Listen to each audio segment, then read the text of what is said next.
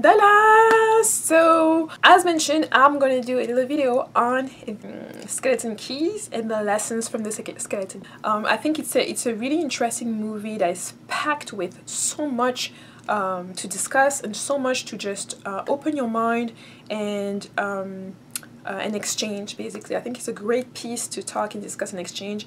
I want to mention a few things because I've looked at different comments on different videos. Now that there's more and more people, there's more and more comments coming up to me, and I want to mention just one thing. For me, my channel is, I decided to share some of this information. Some of the information is just from my own path, my own experiences, and what I've learned along the way, based from my tradition, but also the tradition that I've studied, the tradition that I've practiced, that I do practice currently, and the things that just help me along the way. So I share that with you so that it may resonate with you, it may help you as well. And also I share information from my consultation, the things that I've seen when I encountered other people, the discussion that I may have with a friend during that time, the download, what spirit comes to me to share with you. I share all that on my channel, and I don't put a particular spiritual system above any other.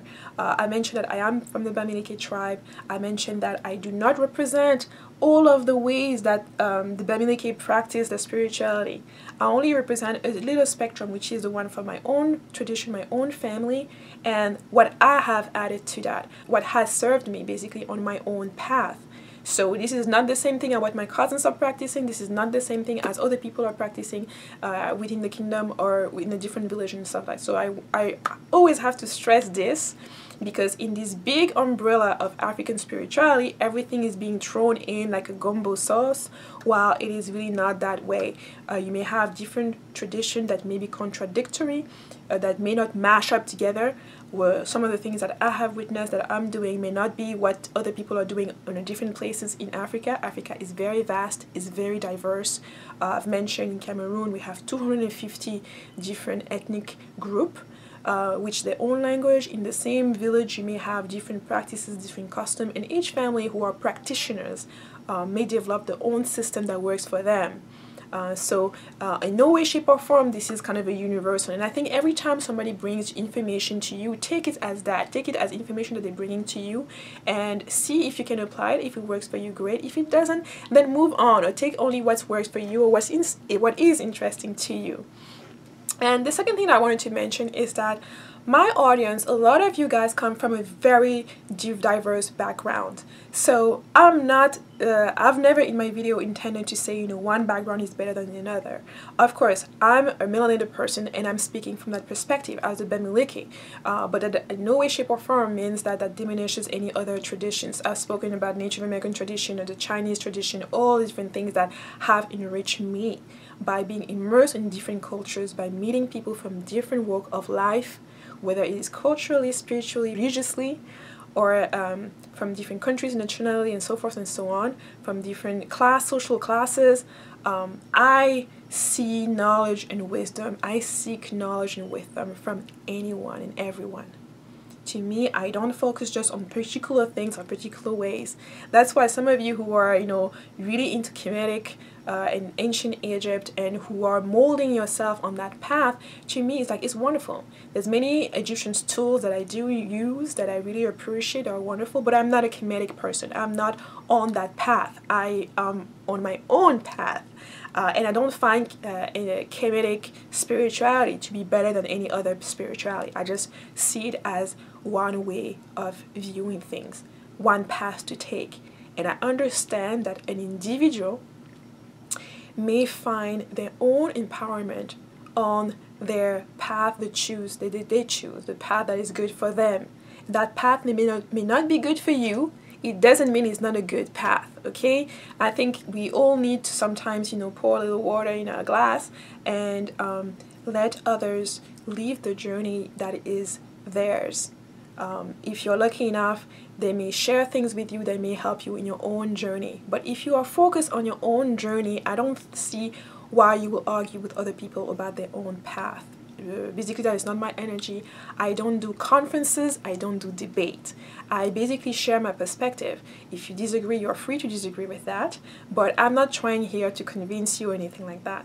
My intention and my purpose here is just to share the little bit that I know, because there's a lot that I don't know. There's also things that I don't want to know. I'm not this person to claim to know everything and understand everything. No, I know very clearly that there are things that I do not want to know. There are things that I've approached, that I've experienced, that I do not want to experience again, that I don't want to go close to again. And there's a vast things, an array of things that I do not know. And this channel has been so far a really great tool for me, because it's also a way for you to experience. I've seen different comments of people coming from different perspectives and sharing their own knowledge. And as long as you do that respectfully, there's no issue. And I think it's a beautiful thing when people from different culture, different perspective exchange, not try to convince or convert somebody else to your point of view or anything like that. And I think when your point of view is strong enough and resonate with somebody, the person will come to you, the person will ask you more questions, the person will want to know your path or know more details about them. So to me, there's no need to convert anyone. There's no need for you to go out and approach people and try to convert them on all these different things. That's my own perspective. And so that's why I don't get involved when people start going at each other. And I think now if I do see that in the comment, I'll just delete the comments, because that's not the type of energy that's there. If you are being disrespectful to another subscribers or another person who's commenting without any grounds at all, I will just delete your comment. Because we have to be somewhat civilized here, civilized in the sense that we have to recognize other people, that other people have the right to their own opinion, other people have the right to be on the path that they're on. They're not hurting you, they're not doing anything else to you, and you don't have to like what they're saying. You can scroll through another comments, or you can ignore what is being said. The same thing, if you bump into one of my videos and you don't like what I'm saying, you can just click off. There's nothing forcing you to watch it, there's nothing retaining you here. And I do understand that people come from different perspectives, which may not necessarily align with what I'm sharing here. And that some people also come here just for entertainment. I've received some of your messages that some of you are just being entertained by all of this, and that's fine. I mean, it is somewhat of a public forum, so you are allowed to watch whatever pleases your ground or whatever you bump into, and I think that's a beautiful thing. I watch a lot of different things on YouTube. I search and got in contact with a lot of different people, and for me it stimulates me. I always like to exchange with people who have different views. I know that I don't have to agree with them. I can still listen to somebody without agreeing with them. I enjoy sometimes asking them questions for more precision, so I can better understand what they're trying to express or what they're expressing to me, or have some basic ground to make sure that I understand what they're saying. Or for me, it's a way also to process the information that they're providing to me.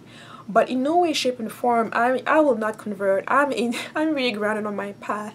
I already know my purpose. I'm aligned with my purpose. So, you can write paragraphs about things that you think and stuff like that, just attempting to convert me to whatever religion, to whatever system you think will better suit me or what have you.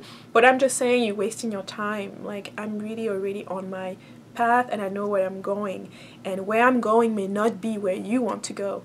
And that's okay. You should be okay with that. We don't have to end up all at the same place. We may not have the goal to be at the same place.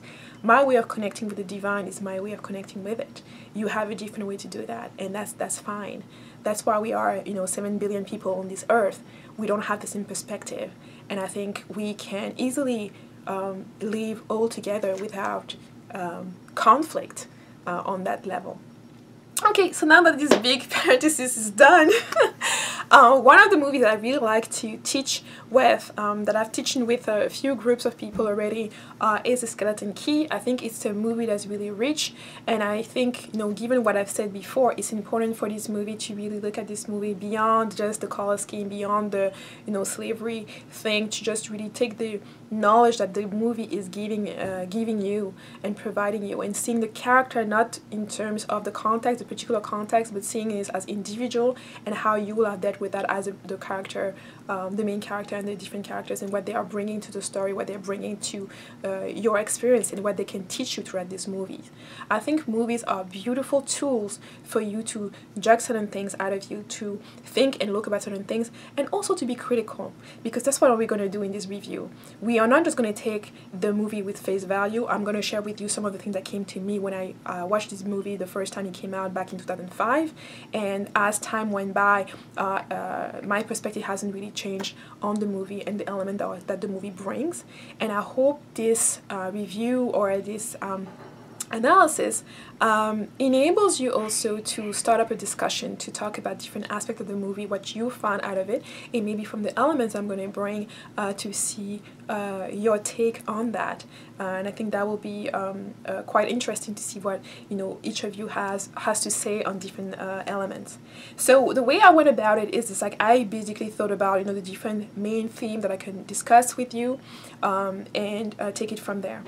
And so this review is going to have spoilers. That's why I mentioned before, go watch the movie before you come watch this particular review, because I'm going to go in depth. I'm not going to tell the story because I'm going to assume that you've watched the movie, and I'm just going to take bits and pieces that I'm going to discuss. The first thing that comes in is when they discuss about the skeleton key, the title of the movie, what it is. It's a key that opens all of the doors. And just the way it is presented in the movie, it's really, to me, there's layers to that. You can think about the actual skeleton key, that key that you put on different doors, as in the movie that they're using it to open all the different doors, but you can also think on a spiritual level. That means that key represents, it's a symbol for a process, a way to open different doors. Yes, they're talking about a physical key, but yet they're also talking about on a different level, having that process, those keys, those spiritual keys that give you access to different bodies. So the skeleton key, that's the first parameter, the first point that I think you need to think about in saying there are tools, there are things that enables you to open different doors. If you are interested in spirituality, you already know that there are different practices that enables you to open doorways, energetical doorways, all kind of doorways, dimensional doorways, and give you access to different things. And here, the particular thing that we're talking about underneath the physical key is basically giving them access to different bodies, as you discover as the movie goes by.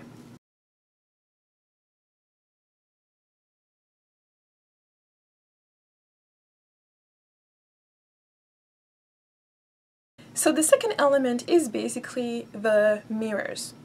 So there is this whole thing about mirrors, about the homeowner saying no mirrors anywhere, and she gives this kind of flimsy excuse by saying she's too old, she's too old, so she doesn't even need to look at herself when she's that old, and which is really one of those things that people throw at you that it's kind of suspect. So I think this is also part of all of the mind game playing between the main character and the older woman.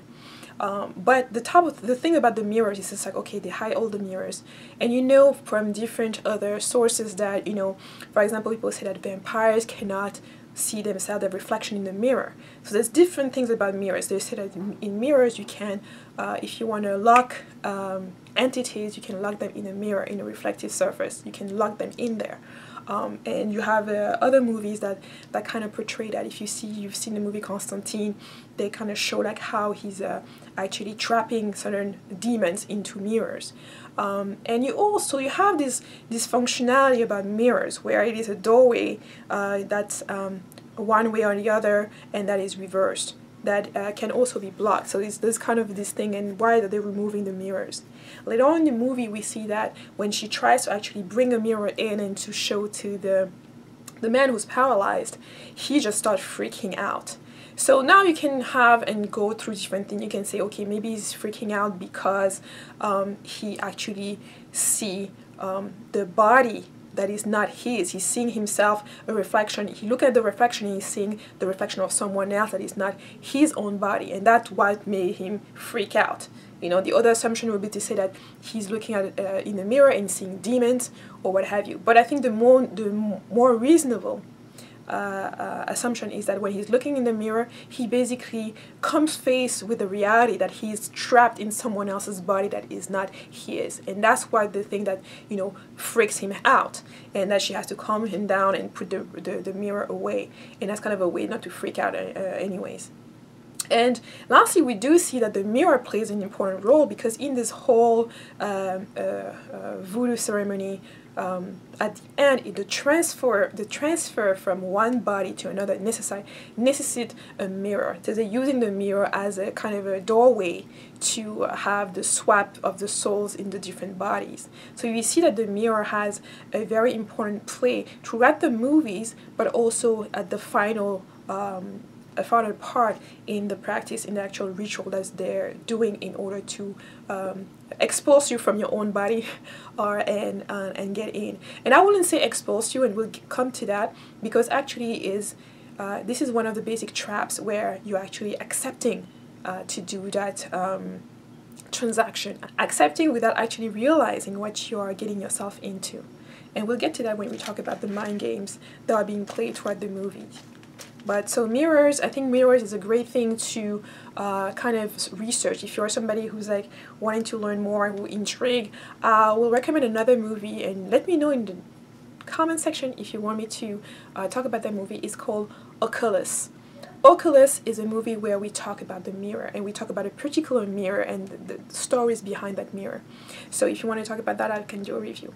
But it's definitely something that's intriguing. There's a lot of symbolism, there's a lot of stories, there's a lot of use of mirrors in different rituals, of mirrors, of black mirrors, so forth and so on.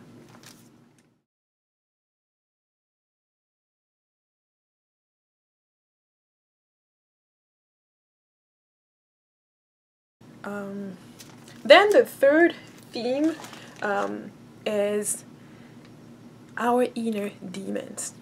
Okay, and I say that because most of the time people think about the demons that are out there, the entities that are out there roaming the earth, roaming different dimensions, and that want to harm us and all that. Yes, there are such entities, because some people will say, oh no, everybody is just angel out there. No, there are entities that are not, that don't want your own good, that may have goals that are against yours, and that will work towards their goals and get you out if they can, take you out if they can. So I recognize that. However, we also have our inner demons, the things that are within ourselves that we refuse to see, the things that we feed that are negative, and that can actually bring our demise. And this is something that's very important in the movie, because that's actually what happens to this character. And her inner demon was her guilt. Her guilt based on the relationship that she had with her father, and the fact that when her father was sick, she didn't go and care for him. He died without her being by his side, and without her, you know, telling him the things that we like to say to our loved ones, that we love them, that we care for them, all the different things. So she had a problem with closure, and that guilt of not having taken care of her father followed her so much that it impacted the career that she chose, becoming a nurse and caring for people, elderly people who were close to their end of life. And you know, and we've seen at the beginning of the movie that she's at the hospital and caring for this black man who just passed away, and she has this tremendous guilt when she found that the family of this man did not care for him, or care even enough to come and pick up the one box with all of his stuff in it. And I think that's kind of like where that guilt trip comes back up, because it kind of like puts her in the same situation where when her father died, she wasn't by his side. It may be, presumably, maybe she didn't go and get the stuff as well, or who knows. But it's to say that it is that guilt that's going to show up time and time again at different places, when she will face that there is a danger, that she will have been warnings about those dangers, and that guilt will be there to keep her right where that place and to lead her to her own demise. That's why it's really important to deal with your inner demons, to face the things that you are ashamed of, the things that you feel guilt about.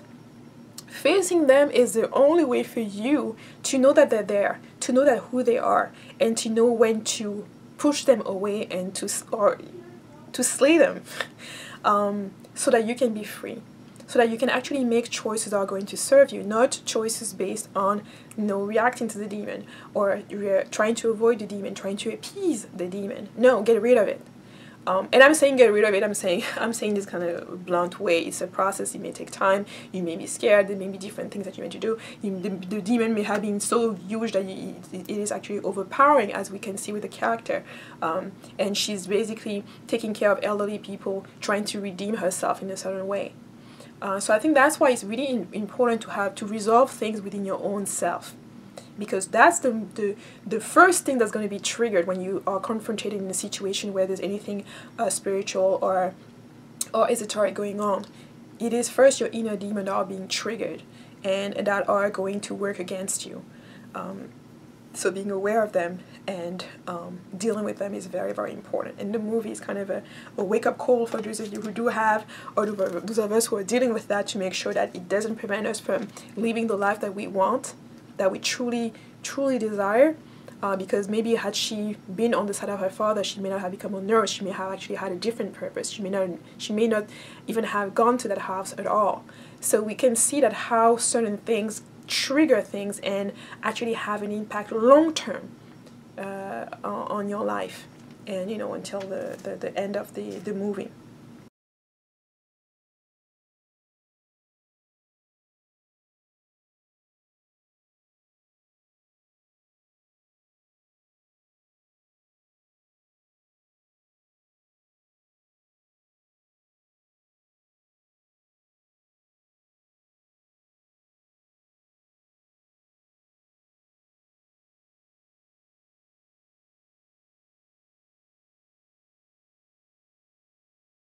Then we have the theme, the psychological mind games that's being played throughout the movie between the two hosts, I will call them, the older lady and the lawyer, and the young woman, the main character. And those psychological games, it's just things, I know when they say curiosity kills the cat, is teasing your curiosity, playing around with the things that we know you're going to fall for. So for example, when she talks about the attic and she says, hey, he had a heart attack in the attic, and she asks him, what was going on in the attic? She's like, oh, no, I don't know, no, nothing much going on up there. And she knows that by saying those little things, nothing not going up there, or there's a door that's locked, or there's nothing behind that, you don't need to do that, don't go there. It's kind of like reverse psychology. When you push somebody and forbidding them to do something, knowing that you will get the opposite reaction, that she's going to want to go in there. And I think those mind games are so laid so much as a basic trap that you can kind of, if you pull back, you can kind of see it coming. You can kind of see, that you're being led to want to go in a certain way, to want to go to a certain place, even though you're not supposed to be doing that, even though you shouldn't, deep inside that you shouldn't be wanting to immerse yourself in that. And so throughout the movie, we see that mind game being played. So much on that, you find like, oh, this ritual book that was just laying around there for you to find it, or the ring that was laying around there to you to find it. This kind of record of some magical song that's just laying there for you to find it. Again, time and time again, little clues are being given to you there and there. You find this particular ritual of supreme protection that's laying there right for you to find it, and that comes back right at the moment where you need it. So do all the little mind games that are being played, and first we know that she's impaired because she has this guilt. She wants to save this man because she's trying to redeem herself. So she's not going to give up. She's going to stay there and do everything that she can to save him. And second, she's easily triggered, but in terms of, the basic psychology, reverse psychology, in saying, we'll tell you something extreme and we know that we're going to get the opposite reaction from you. It's just like telling somebody, oh, I don't want you to do that, and you know that they're going to run for that. It's like saying to somebody, don't think about an ice cream, and immediately your mind's going to go and think about the ice cream. So we see this kind of like mind game playing throughout the movie. It shows that it's breaking her down psychologically. I mean, they're attacking her on all the different levels, but that's one other thing on the psychological level that's very clear and plain to see.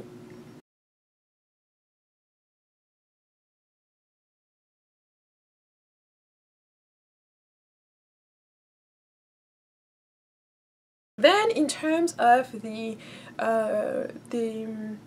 psychological tricks, and this is part of the movie, this is an aspect of the movie I really like because it really sheds light on the basic traps the basic quote-unquote spiritual traps, where she has access to additional knowledge through her friend, her best friend. Her best friend who said, you know, she gave her the knowledge about hoodoo and voodoo, the history of it, where it comes from, what is being used. She even tells her that she has family members that are into that she doesn't deal with any of that thing because she just doesn't want to do it. And there you have the psychological trap, where she basically says, you know, as long as you don't believe in that, it cannot do anything to you. And I think a lot of the people I've exchanged on the movie were saying, well, you know, as long as you don't believe in it. And I think that's one of the most common trap, that people will just think, oh, I don't believe in it, so I don't have to, I won't experience anything. But I think, you know, when you sit back and you just listen to that and you say, you know, even though you can be, for example, if you are from different faith, okay, you have a different faith than somebody else. It's not because you don't believe in their faith that you may not be impacted on how they are practicing their faith. You know, for example, if you live I lived in a Muslim country, and in the morning when they have the call for the prayer, I may not be from that faith, but when they're doing the call of the prayer, there is something about it. And to me, when the call of the prayer came, for me, it was just a reminder of the divine to me. I'm not part of that faith, but to me, when I was hearing that, when I hear even people praying, it immediately connects me to the divine. It immediately reminds me of the divine. So I don't need to be in that specific faith. I don't need to believe exactly what they believe in order for me to be influenced, in order for me to be impacted by what they are doing, or what they are thinking, and what they are feeling. So that's one way that you can be influenced, that you can be impacted without even people, you know, needing you to believe whatever, or needing you to convert. Because the idea here is to say, if you don't believe in what is happening, it doesn't happen. It's not really happening to you, or it's not really happening. And I think that's kind of a major trap. That's kind of a way for you to even get into a situation just thinking you can get out of that because you don't believe in that. While in fact, you may still very well be impacted and maybe intertwined in that, whether you believe it or not, whether you like it or not. And that's my particular take. I think this kind of a thing of saying to people, oh, you don't believe it, it's not going to do anything to you. I don't buy that, and I don't think anyone should just subscribe to that. And we'll see during the movie, and I'm going to pinpoint a few things that show you clearly that even that notion of believing, people don't even distinguish what do you have to believe. What do you have to experience in order for you to get trapped into that ritual, or trapped into the framework that was built by somebody else to trap you? And some of the examples in that is, I'm going to talk about Brick Dust a little bit later, but when she's telling her about, you know, what hoodoo can do, and then she goes to see the old man, and she goes to see the hoodoo women, and ask her, you know, what remedy she can use in order to free this person and to liberate this person. Even though she doesn't believe, she goes and have and take that step to get the ingredients, to do that little ritual, to actually help him and to let him, enable him to tell her who did that to him. And then from that moment, she's going to say, okay, it works for him because he believes that. But what she's failing to recognize, and what a lot of people are failing to recognize, is that the simple fact that you're taking all of these ingredients, even though you think it's for him, to help him, you are already on the subconscious level starting to believe in that. Okay? You're on the subconscious level already starting to believe in that. You're already intertwining yourself in that paradigm, in that reality, because you're already accepting that people in your reality can have this type of belief. So that puts you at the junction or the merger of the two reality, the two systems. Because there are people, when they're confronted with things like that, they will just dismiss it and say, hey, I cannot save this person because they believe in that thing. I don't believe in that. I'm not going to do that. I'm not going to mess around with that. A little bit like the best friend who was saying, I understand those things. Those things have been explained to me, but I don't want to mess with it. And when she's even saying, which is contradictory, because she said, well, you know, why aren't you coming with me? Because you don't believe anyway. It cannot hurt you. And she's saying, even though she doesn't believe, she doesn't want to put herself in that environment. She doesn't want to put herself in that kind of position. Because at some level, she knows that entering a certain environment somewhat puts you in that type of reality. And so because you are in that environment is going to influence you. And this takes us back to the nurse who worked at the house before she did. When she meets the nurse and she explained to the nurse, she asked the nurse what she knew about it. The nurse basically told her, don't you notice that there are things wrong, weird in that house? The history of the house, the background of the house, what happened in that house, and you don't feel that there's something that you shouldn't be staying there? And she basically threw back that, I don't believe in it, so, it's not going to impact me. And the nurse tell her, well, you better get out of there before you start believing. And I think that sentence, that exchange is key, because it's like before you start believing. And most people will say, oh no, before you start believing consciously, with your conscious mind, before you're aware that those beliefs have, penetrated you. But I'll say no, it's not the conscious mind that you need to worry about, it's your subconscious.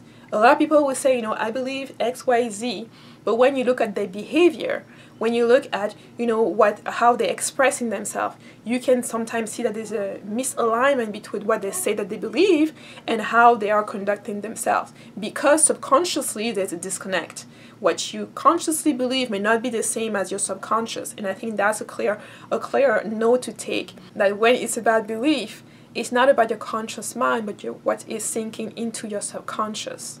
Another theme with hoodoo and voodoo in the history of that is the conjure book. The grimoire, or the shadow book, how people will say it nowadays, is finding that book and kind of like giving the idea of like, oh, you can find this book and anyone can do magic, anyone can do conjuring, anyone can do hoodoo, voodoo, whatever, because you have the book, you have what he says, and you have the ingredients, what you need to do. And on the book, they really tell you, for that supreme ritual of protection, they tell you exactly what you need.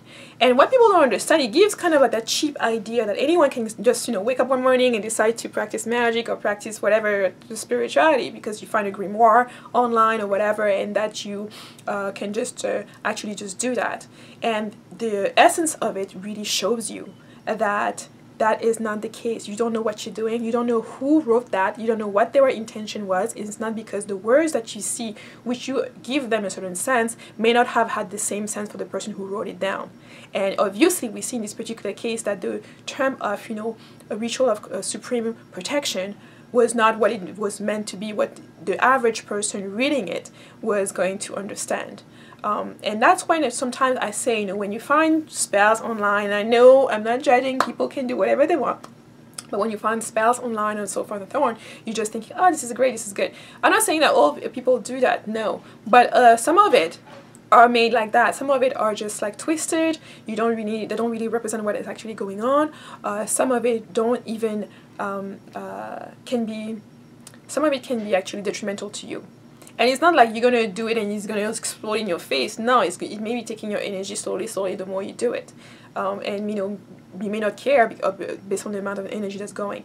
But it's just to underline that they're presenting a notion where, we're putting this book there, and this person who has no idea about the craft, who have no idea about that form of spirituality, just think that she can just like have that page, do whatever is on the page, and obtain the result that the thing is saying that she's going to obtain. And big mistake, big mistake that she commits. So that's kind of a warning. For me, I'm just like saying, conjuring, even for people who are practitioners and doing conjure and all those different things, there's the one golden rule: never conjure something you don't know how to banish. And the newbies, the enthusiasts, may try to chew much more than they can. So that's important to say that that little kind of warning to me that's being placed in this movie, that you can see only if you take a step back. Because I know a lot of people will say, oh, hey, that's like, it's kind of like saying, anyone can practice this, anyone can do this. While in fact, no, not everyone can do it. And that's also why, even though you do the same thing, you don't have the same results because of your mental state, because of your vibrational state. So it's important to underline that and say, it is not everyone to practice the same thing. And I think also when we put that in context, the fact that the person who supposedly wrote the book was some master priest. It wasn't just, somebody cooking up some things in the back and, some other newbie figuring things out and trying to do things. It was somebody who had attained a certain level of knowledge, who was recognized in the community to have attained a certain level of knowledge. People used to come to him for work and things of that nature. So you can see somebody who was like at a much higher level of knowledge and knowledge and practice, building something that you cannot understand at your own level, just because you're not even in the same mind frame. And this also shows that some people may be ill-intentioned, okay? I think this is one of the other things that people don't like to talk about. It's not because somebody is giving you a book of shadow or something like that they're necessarily being well-intended, they want you to do well and different things they may not want you to. So that's why it's interesting to always have that kind of a back mind and say, you know, what are they presenting to me? How is that useful to me even? Because a lot of people don't even ask that question. How is that useful to me? Is there anything else that I can do on my own to obtain the same results? Why do I even need this to begin with? And especially if you don't know what you're doing, just step away from it. And that's not what she did.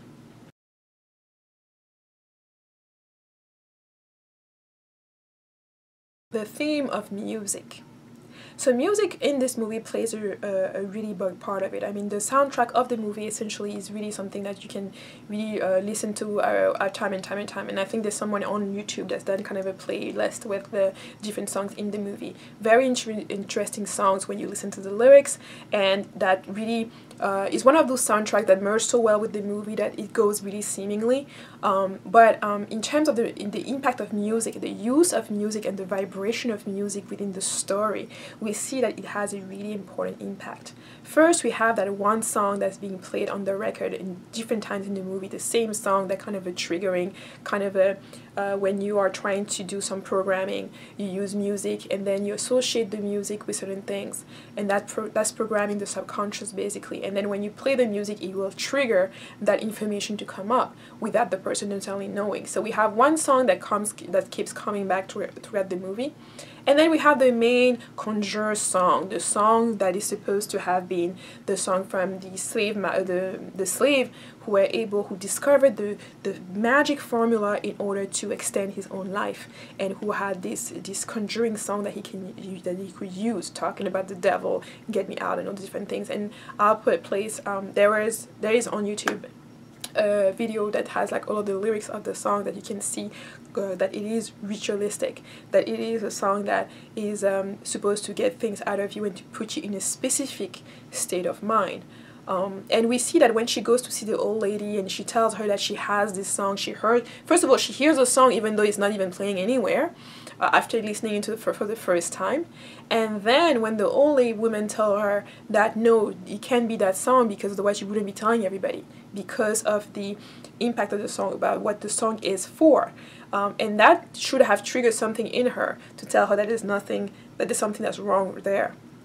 But ultimately it say that the song puts you in a certain mind state, and you need all of that to put you in the vibration where they wanted her to be, that, you know, the song resonates in your head even though you stop listening to it, that you can get rid of that. And that's why a lot of people will tell you that music is entrainment.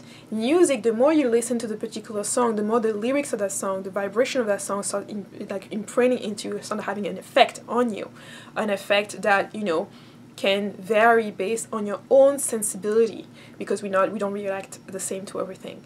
But that's part of their own ritual, putting that individual in a specific state of mind where the ritual can take place later on when they are going to seal the deal. And so this song comes up over and over and over again, and we see that she's truly impacted in that. I'll even go one step further in saying at some point her vibration merged with the vibration of the music of the song. And I've done a video on the power of the drums, saying that when you're listening to the vibration of the drum is really used a lot of time to get into a trance-like state, to get your mind to go cross dimension or cross different world and do different things. So I think that's where the music is actually playing that part, where it transports you to a specific mind frame.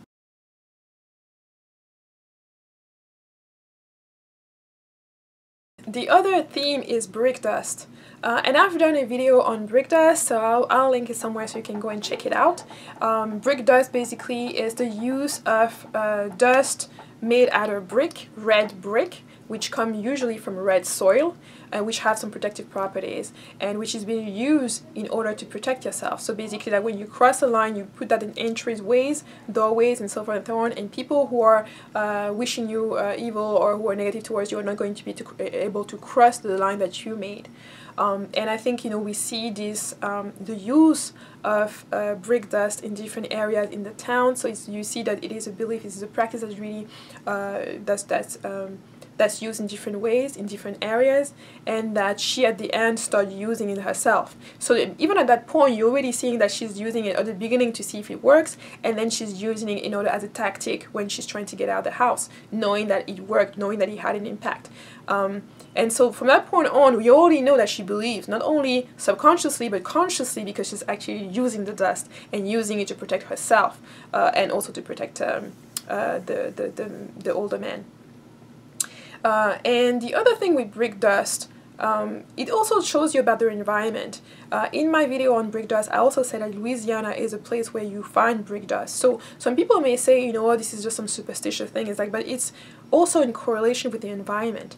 Why you need to understand also that why hoodoo and voodoo strive and was able to be so much beneficial to the slaves, because if you think about that time, there was no doctors that the slave could go to. They had to rely on the indigenous traditional folk magic and folk knowledge and folk medicine in order to survive. So that's why sometimes when people say, you know, the slave got in trouble because they were doing hoodoo or voodoo, I mean, to me, it just doesn't sit well, because when you just understand that that was the ways that people used to heal themselves.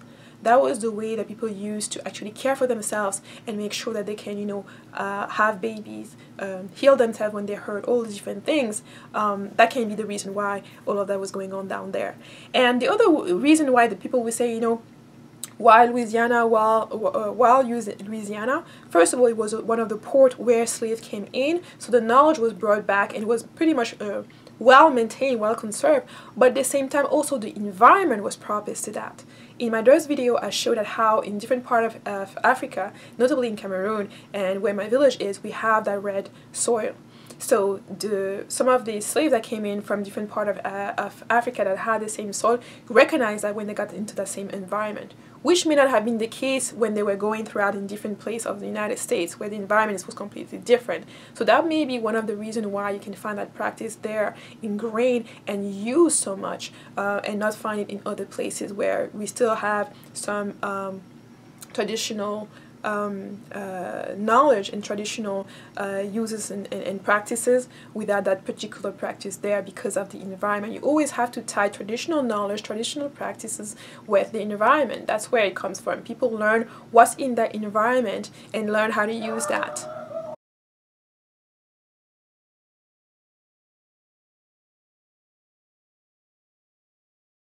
Then we have one of my favorite part, which is the part of the dreams.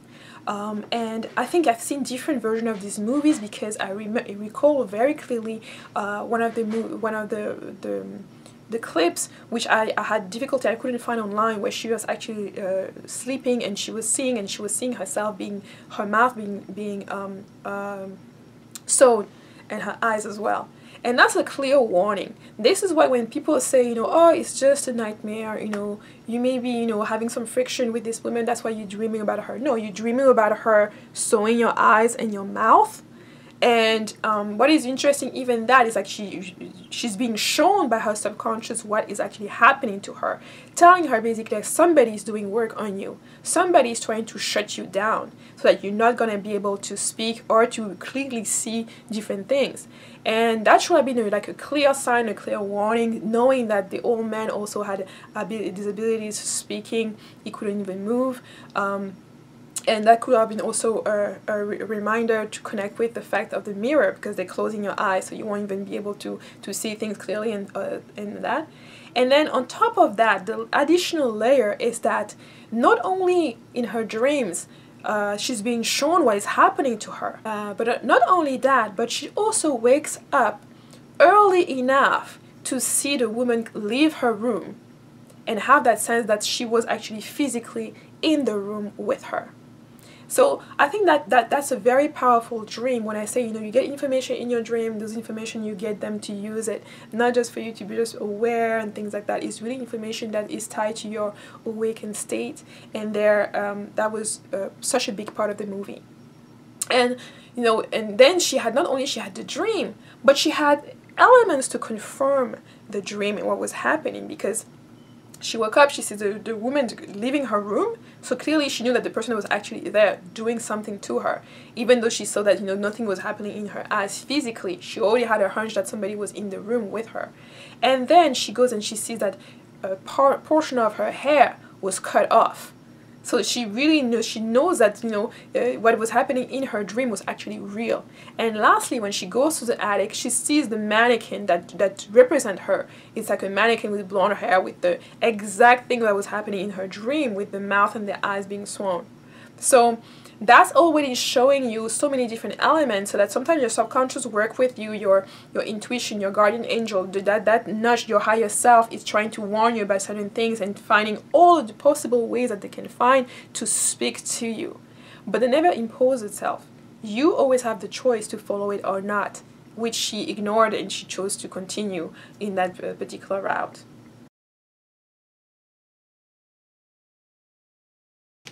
And the other thing also is to tie with the conversation about, you know, if you don't believe, nothing will happen to you.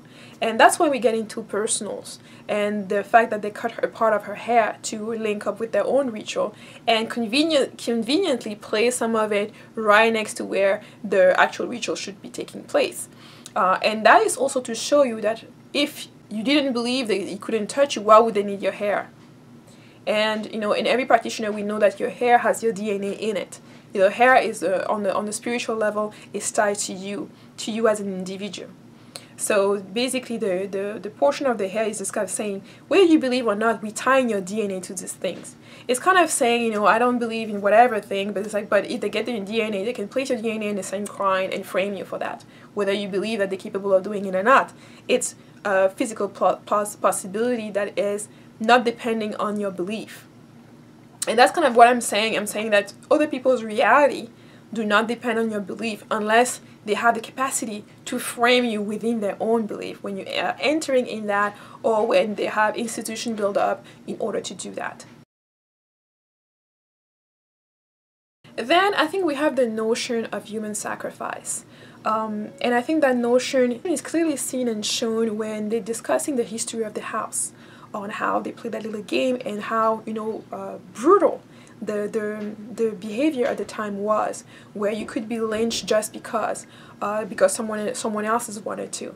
And that, to me, with lynching and all this kind of thing, where are equated to human sacrifice. There's nothing less than that. You are killing a human being for your own gratification, and so it has a spiritual effect behind that, because you are actually putting on violence, you're liberating a force of energy.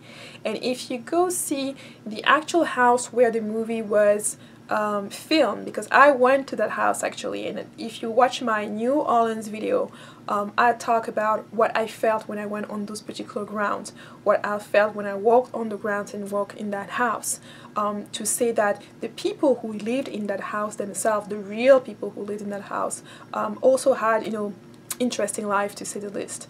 Just to say that when you commit those kind of acts, you liberate some type of energy, and you call that energy onto you because of what you're doing. And those, to me, lynching and all those, you know, killing of the slave and all those were human sacrifices.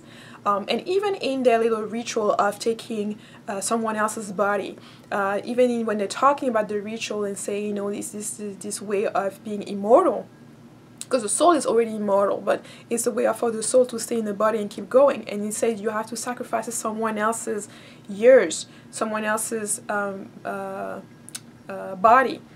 in order for you to get there. I mean, you have to take someone else's body and take their years, basically, in order for you to be, quote-unquote, immortal. So right there, you have another form of sacrifice, where you're sacrificing someone else's entitlement, someone else's someone else in order for you to strive, in order for you to move on. So that's already a typical energy that's not a good energy to begin with. And I know we can get into a debate and saying, you know, what they're doing is right or wrong, but I'm just looking at it as, you know, while you're doing that, you're taking from people who don't want to give that to you willingly. And that's where you get into the belief. What do you actually believe? And we'll get to that when you talk about the actual ritual at the end.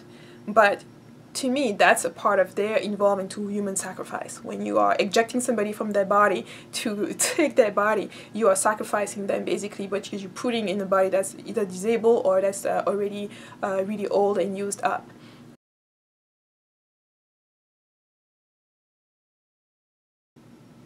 Okay, so now we get to the end of the movie. And we get to the moment where, you know, everything has been conveniently placed to trap her, and she, you know, runs inside the trap. She runs towards the trap. You know, they didn't even have to push her or anything like that. And I know that she mentioned that, oh, it's getting harder and harder, but I don't think it's getting harder that they want to make it sound, because she basically falls for everything that they try to do. She basically falls for all of the different traps, and she was kind of the perfect candidate because of the guilt that she had and her own inner demon. So she takes the paper with the, you know, supreme conjurer of protection or whatever, and she runs out and she says, hey, this is easy, I can just trace this myself and place it and all that and place myself in there. And you really realize that she's in the same position as the children, the same thing that they did for the children, because it's so easy for children for you to make children believe certain things. Children are really gullible, they're really open to different things, and they're really willing to say yes, even to yes to things that they don't even understand. And that's where it gets back to that notion of, if you believe, you know, things are not going to happen to you or whatever. The notion here is, what do you need to believe? Because we see here that she didn't believe that authorized to give her soul, her body up, and to be mixed up in that exchange. However, she willingly placed herself in that circle. She willingly done everything else, cuts her own blood. Nobody forced her to do all of the different things. So the level of acceptance and the level of willingness is really not what people think. People would have think, oh, you have to believe in hoodoo and be a practitioner and all the different things. No, actually, it's a subconscious level. It's like you have to be willing to participate. You have to be willing to do certain things from your own volition, so that you're not forced to be doing it. Nobody forced her to actually draw this circle and all that, you know. And matter of fact, if she didn't do it her own self willingly, they may not have been able to take her out of her body, which she wasn't aware at the time, because she believed, not only subconsciously and then consciously, that this was actually going to protect her. But instead, the ritual needed was not for her to believe that it was not for her to understand and believe in the actual ritual that she was doing, which is basically transferring from one body to another, but just to believe in the action and willingly do the action that she put forth. And I think that's the key when you're talking about what is the impact of belief. Because if you don't know what you're actually believing in, then you're basically opening yourself to, you know, what else can come in, what else can come out, without you having even an understanding of how you got into this mess in the first place. And obviously, there is this exchange where she says, you know, you can come in, I'm in the circle, you cannot come in, I'm protected. And then she tells her, no, the circle is actually to prevent you from coming out of it. It's actually a prison, and you put yourself in that prison willingly. And now they close it up with the ritual and standing in the mirror and having that transaction, that twist in between of the exchange between them. So I think the movie ends with a note. A note is just like, you know, you offered yourself. You know, you can't really blame and saying, oh, you know, put all the blame on those people. Yes, they are evil. They are evil because in the sense that they're making human sacrifices in order to benefit themselves and keep living and being immortal, quote unquote. But they're not doing it without your own authorization. They're not doing it without your own participation. And matter of fact, from my understanding of it, when I'm looking at it, it's just like they probably wouldn't be able to do it without you being willfully participating in that. And I think it ties onto a lot of different traditions. When you look at whether it's Christianism, Judaism, where it basically said that evil cannot happen to you unless you open that door, unless you kind of agree, unless you kind of participate into it. And participation doesn't have to be active participation. It can also be because you're just simply distracted, because you don't care. And then you ended up being wrapped up in some things that you shouldn't have, because if you were focused and directed, you wouldn't even be touching certain things. And he also said, you know, I think it's like part of the Christian doctrine where he says, you know, at the end in the apocalypse is like the Antichrist will rise and the people will accept him. He is not going to impose himself on people. People will accept him willingly. And that's when we are kind of like putting this in perspective and saying, you know, evil exists, yes, but do you have to participate in that? Do you have to give it to you? Do you have to acknowledge it? And it's kind of saying, you know, nobody can take your soul unless you want to give it. You want to give it. And by soul, I'm not talking about one thing that it can be pulling out of you. I'm talking about your energy, your life force. No one can take your life force away from you unless you are giving it, you know, by paying attention to this, to giving your energy there and there to things that basically don't even serve you. So if you don't care, that's fine. But when you're being distracted, when you're being tricked to give your energy, that's when you need to start paying more attention about, you know, what you're giving your energy to and how is that benefiting you. And just being overall much more conscious of who you are, what is your purpose, and what you're trying to attempt. And I think this movie overall was a great piece to discuss all of those different layers. And not just be stuck on the racial paradigm, to look a lot behind that and say, you know, what is actually really happening. You know, they could have, you know, use any type of races into this mix for you to get to the point of the story, to get to the point of what is being shown. I think if you get stuck on the racism level, you're going to miss out on a lot of things. You're going to see things on the surface when this is applicable to a lot of different contexts outside even of the New Orleans voodoo hoodoo thing. It's things that can be applicable in other things. If you look at my playlist on the mundane craft, you are constantly in modern society being, you know, your attention is being called all the time at everything happening around you for that specific purpose. So I think it's just an invitation for you to maybe tell me down below what you thought about the movie, what you thought about the element I basically raised and talked about. What were your take? What do you think about it? Did you see it that way? How did you see it? And for those of you who haven't seen the movie, then maybe that will be a good reason for you to go see it now. Thank you for having stayed with me, and I'll see you in my next video. Bye bye.